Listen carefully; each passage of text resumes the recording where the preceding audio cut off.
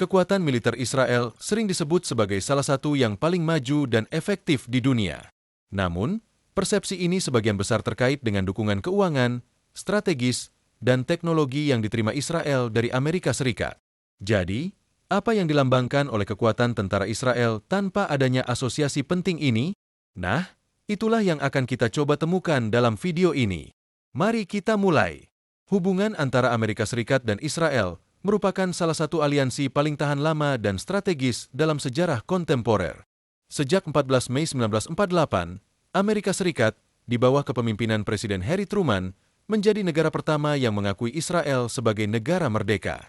Pengakuan cepat ini mencerminkan keinginan Amerika untuk mendukung tempat perlindungan bagi orang Yahudi setelah Holocaust, tetapi juga bertujuan memperkuat pengaruhnya di wilayah strategis yang sedang mengalami transformasi besar. Kita tidak boleh lupa bahwa pada saat itu, Amerika Serikat memiliki populasi orang Yahudi terbesar di dunia. Namun, selama dekade pertama, hubungan kedua negara tetap relatif sederhana. Amerika Serikat ragu-ragu untuk memberikan dukungan militer langsung kepada Israel, lebih memilih untuk mempertahankan keseimbangan antara negara-negara Arab dan negara Yahudi yang baru demi menjaga kepentingan minyak di wilayah tersebut. Faktanya, ketika Israel menginvasi Mesir pada tahun 1956 selama krisis terusan Suez, Amerika Serikat menentangnya. Ini menjadi titik balik dalam hubungan kedua negara. Kemudian, dalam Perang 6 Hari pada tahun 1967, kemenangan telak Israel atas tentara Arab yang terdiri dari Mesir, Yordania, dan Suriah serta didukung oleh Uni Soviet mengubah dinamika geopolitik kawasan secara signifikan. Kemenangan Israel dalam Perang 6 Hari mengonsolidasikan citranya sebagai sekutu strategis Amerika Serikat dalam menghadapi ekspansi Soviet di Timur Tengah. Sejak saat itu, Amerika Serikat meningkatkan bantuan militer dan ekonominya kepada Israel, menandai dimulainya sebuah persekutuan yang semakin erat.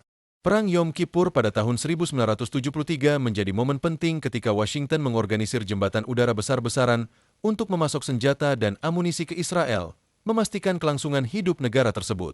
Periode ini juga ditandai dengan munculnya kerjasama strategis jangka panjang dalam bidang pertahanan. 5 tahun kemudian, Perjanjian Camp David yang dimediasi oleh Presiden Jimmy Carter, melambangkan peran Amerika Serikat sebagai mediator dalam konflik Arab-Israel. Perjanjian ini menghasilkan perdamaian bersejarah antara Israel dan Mesir, sekaligus memperkuat posisi Israel di kancah internasional.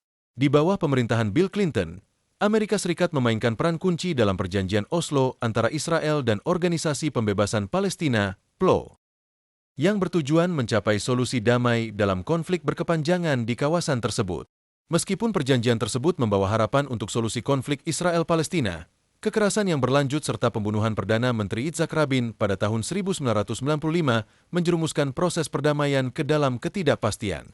Setelah serangan 11 September 2001, pemerintahan George W. Bush menegaskan kembali dukungannya terhadap Israel, menekankan aliansi strategis mereka dalam perang melawan terorisme. Israel pun menjadi pilar utama dalam strategi AS di Timur Tengah, terutama selama intervensi di Irak pada tahun 2003. Di bawah pemerintahan Barack Obama, hubungan Israel-AS mengalami ketegangan yang signifikan. Meskipun Amerika Serikat tetap memberikan bantuan militer, perbedaan besar muncul terkait pendekatan terhadap konflik Israel-Palestina serta kesepakatan nuklir Iran pada tahun 2015. Di bawah kepemimpinan Benyamin Netanyahu, Israel dengan tegas menentang perjanjian ini, yang semakin memperburuk hubungan kedua negara. Ketegangan dalam hubungan pribadi antara pemimpin Israel dan Barack Obama semakin memperumit dinamika diplomatik kedua negara. Namun, di bawah pemerintahan Donald Trump, aliansi AS Israel mengalami penguatan yang signifikan. Administrasi Trump mengambil langkah spektakuler dengan mengakui Yerusalem sebagai ibu kota Israel pada tahun 2017. Selain itu, Perjanjian Abraham pada tahun 2020 yang dinegosiasikan oleh Amerika Serikat memungkinkan Israel untuk menormalisasi hubungan dengan beberapa negara Arab, sebuah pencapaian diplomatik yang bersejarah. Di bawah pemerintahan Joe Biden, dukungan terhadap Israel tetap berlanjut. Pada akhir November 2024, sesaat sebelum masa jabatannya berakhir, pemerintahannya menyetujui penjualan senjata senilai $680 juta kepada Israel.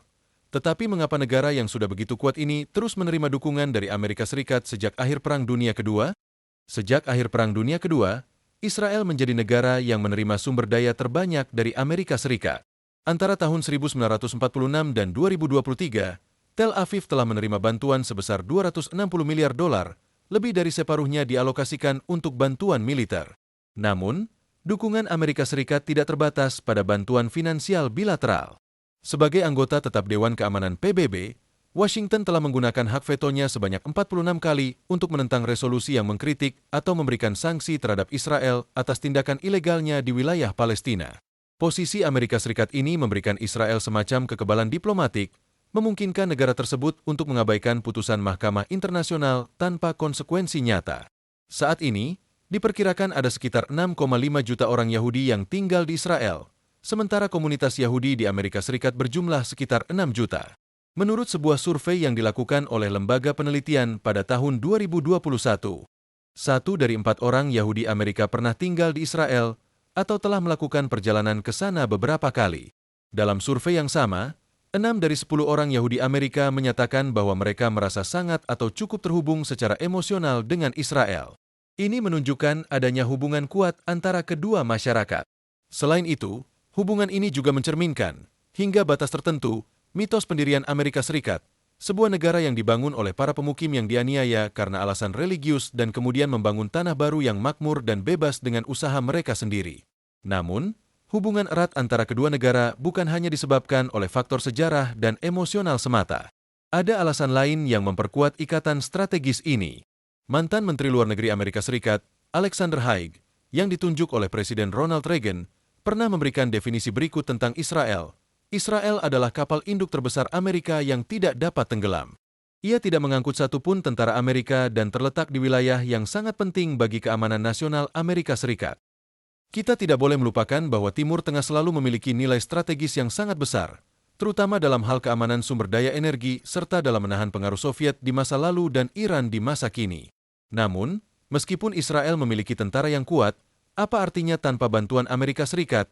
Pertama-tama, kita tahu bahwa Washington sejauh ini merupakan pemasok utama senjata bagi Israel. Antara tahun 2017 dan 2021, Amerika Serikat menyuplai 96% dari kebutuhan persenjataan Israel, menurut data dari SIPRI, Stockholm International Peace Research Institute. Lembaga yang sama juga mengungkapkan bahwa 70,2% impor senjata konvensional Israel berasal dari Amerika Serikat. Dengan demikian, Washington memasok berbagai amunisi dan peralatan tempur kepada Israel, mulai dari senjata ringan dan amunisi hingga rudal berpemandu presisi. Bantuan ini secara signifikan memperkuat kapasitas serangan dan pertahanan Israel.